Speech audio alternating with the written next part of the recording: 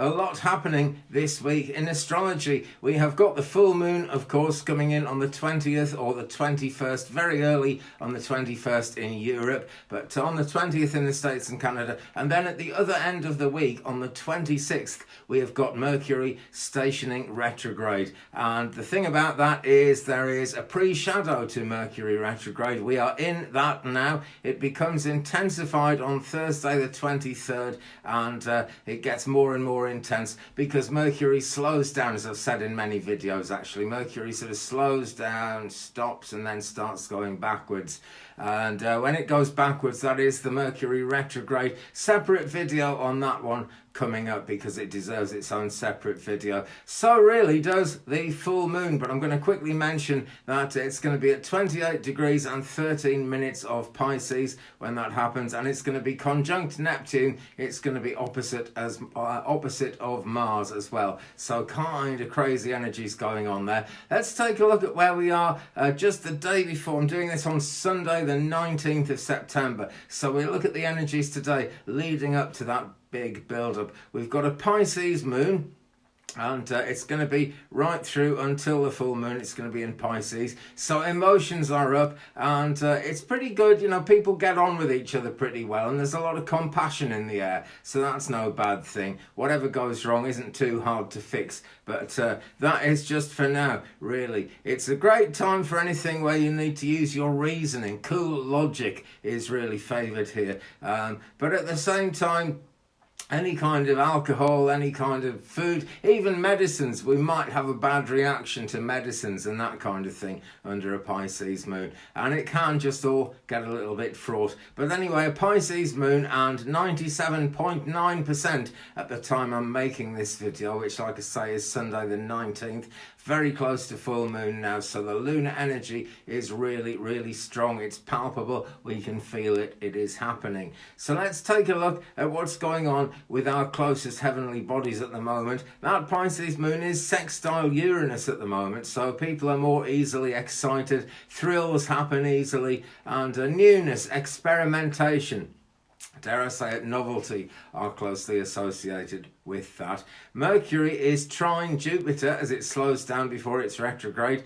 And I'm not saying Mercury is a him or a her, because in astrology there is no gender apportioned towards Mercury. In some ways it's the transgender planet. You know, it kind of sits in between, and it's very much in keeping with the energy of the moment, actually. So Mercury is trine Jupiter at the moment. School, travel, transport, anything to do with education, those tend to be the priorities. There's going to be problems around communication, of course, because we are slowing down for that retrograde, and that tends to happen when Mercury's in the picture anyway, but when we're slowing down towards retrograde, even more so. I've just realised we can see Venus, which I've got on the backdrop, through my clothes, but hey, what are you going to do about it? I'm halfway into the video now, so I'm going to do it.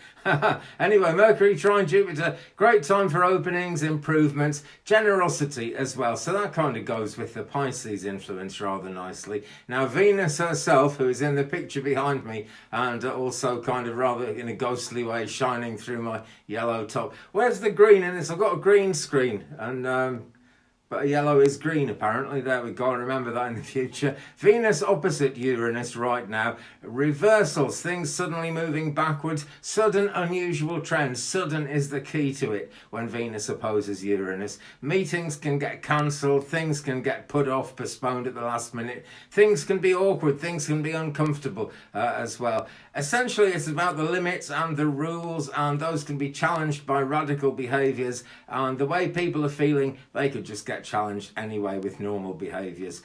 So that is Venus. Let's look at Mars as well. These are our closest heavenly bodies, and Mars is trine Saturn, quite a positive alignment actually. Observing formalities is quite important. Respect people's traditions, you know.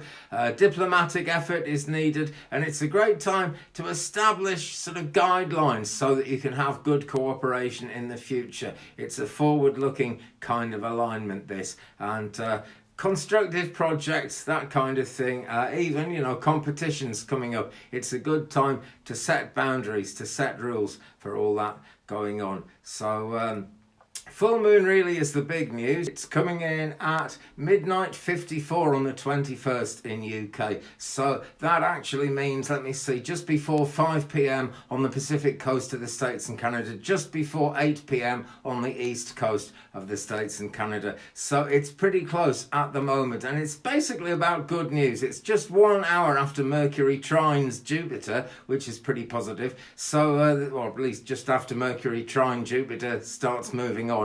So the spiritual meaning of it is about optimism, generosity, good fortune and good news. And after the rundown we've just had of the astro weather as we go in to full moon week, I would say that's going to be pretty positive. What we're going through at the moment is very broadly speaking in support of that, and that is going to consolidate. It's really just that we are moving towards that Mercury retrograde, and it is actually going to be quite a tricky week. Things could get kind of stiff. The early days of the week are the best ones for thinking things out, thinking things through and making plans. Like I was just saying, there's going to be stagnant, resistant kind of energy in the middle of the week once we get past that supercharged full moon, and that is going to mean that people are going to feel a bit knocked down. It's going to be people are going to be able to visualize things pretty well, and it's going to be quite out there energy. But at the same time, when you've got to get these ideas past someone in authority, or get some kind of permission, or get the group to go along with you,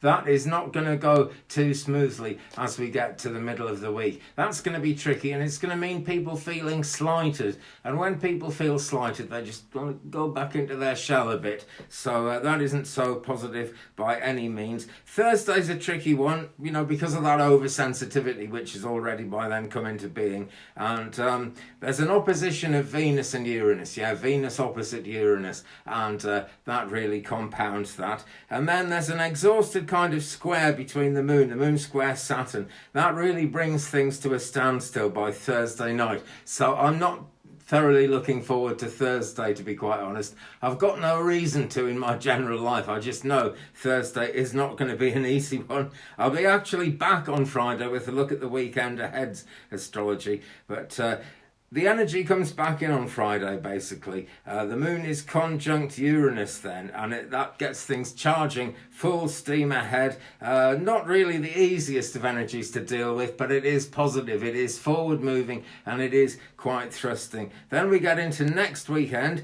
We've got Mars trining Saturn on Saturday, so Saturn, Saturday, where it gets its name from, and that makes sense. And then there is a grand trine in the air signs between the moon, sun, Mars, and Saturn is involved there as well, keeping things humming along on Sunday. So, wow, really, we get involved in grand trines, we get involved in T-squares. It feels like anything can happen, but there is some real astrology behind it, and I hope I've covered that. I've tried to cover it as well as I can. Thanks very much for watching, guys. Don't forget to hit the subscribe. More videos coming up all the time. There'll be a special full moon video coming up very soon, actually. I'm going to make it in a minute when I finished here.